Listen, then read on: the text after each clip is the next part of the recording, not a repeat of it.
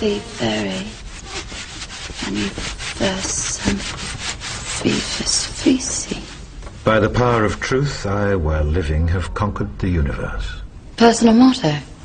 From Faust. That's about trying to cheat the devil, isn't it? It is. And speaking of the devil, I was wondering if your offer to help was still standing. Of course. It appears that unforeseen circumstances have accelerated my original plan. As a result, I'm in need of someone with some theatrical skill. I'll do my best. I believe you will. We are consciousness. All that is, has been, and ever will be. There is nothing to fear. Whatever happens, we are always that. Mind fears, because it's programmed to fear. When we're conscious, there's no fear in this. It's a shake of the head. Pathetic. Pathetic. Pathetic. And we need to do this. Compliance. We need to challenge that. Not with violence, not even with aggression. We just need not to fight it. We need to walk away, because without our acquiescence, it cannot survive.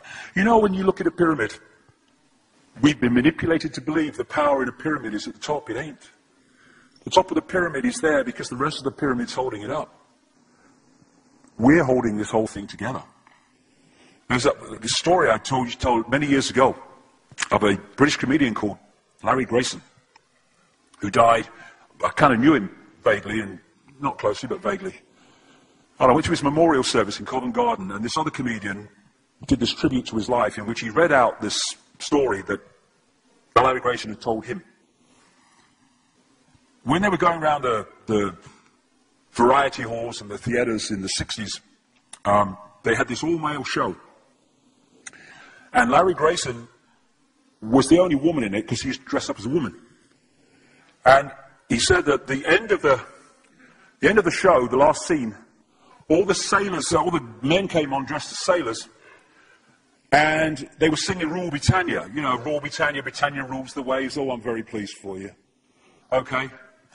And as it built up, Larry Grayson would come on dressed as Britannia with the helmet and the shield, and he would be manhandled up the side of this pyramid to the top for the big finish.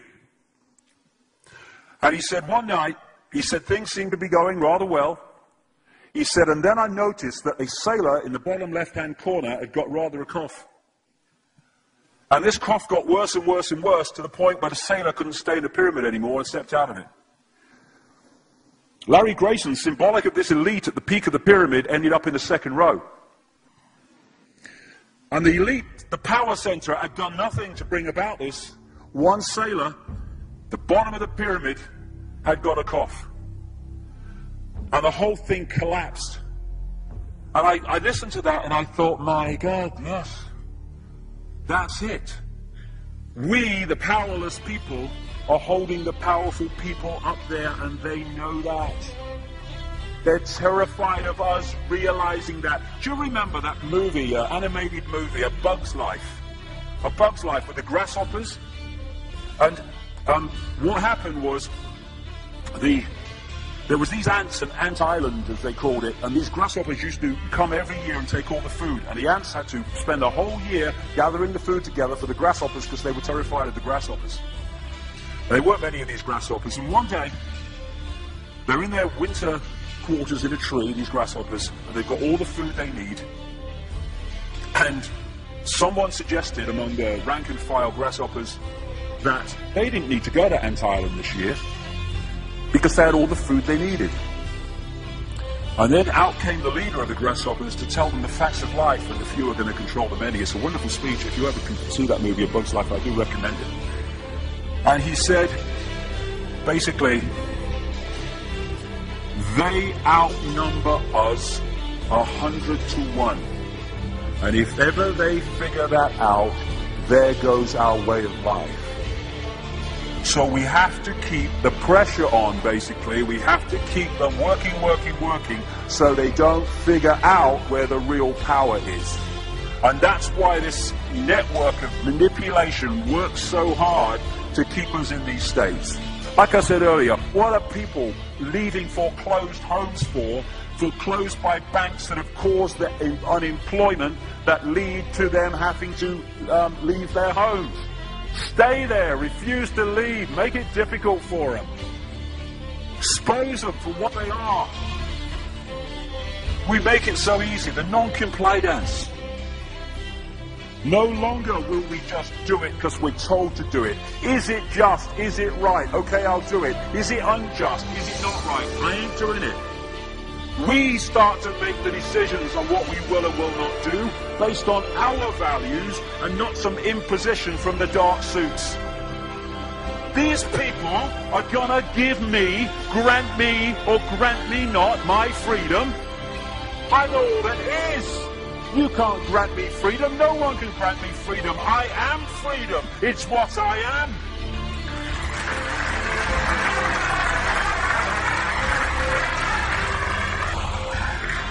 The big question, what would consciousness do? What would consciousness do in this situation? And when we ask that question, it really just changed the way we see the world. Not what would I do, mind, a little frightened. What would consciousness do? You know, this is a great line. If it's not right, don't do it. If it's not true, don't say it. And what would transform this world overnight is if we started doing what we knew to be right in the situations we face, instead of what we think is right for us in the moment. Not what are the consequences for me, or what's the best thing for me, how do I get the best deal out of this? What is right?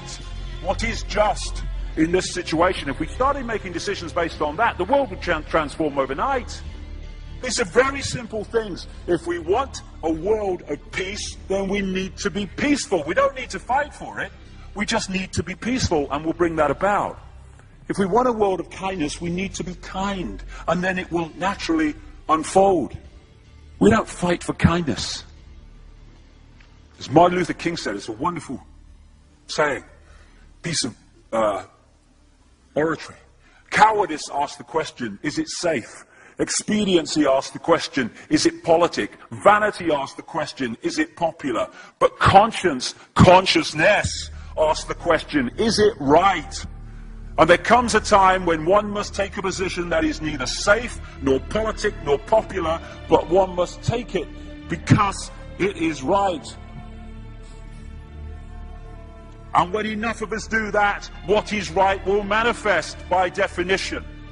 And we're in this position now where this vibrational change, this energetic change is taking place, where we can start cracking these eggshells, where we can start becoming the full magnitude of who we are, where we can be consciousness in the now, using mind to experience this reality instead of being governed by it, turning the key to let consciousness in. We're being offered this opportunity now. No longer can we say we didn't realize who we are, we didn't know we could do that. I was kind of waking up one day, and I saw this earth imprisoned, and I saw this big lock and a key going in and being turned.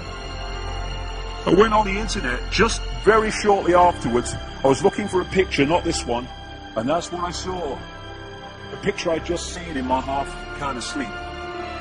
And that's what we're being offered the chance to do now, to turn the master key called becoming conscious that will bring an end to this.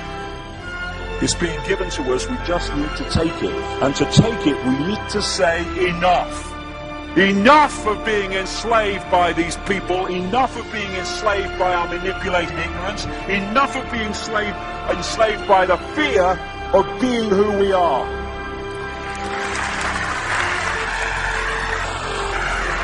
Enough! It is time to fly. It is time to fly. Thank you very much.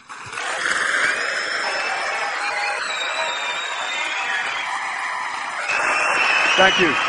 Thank you very much. Thank you. Thank you. Thank you.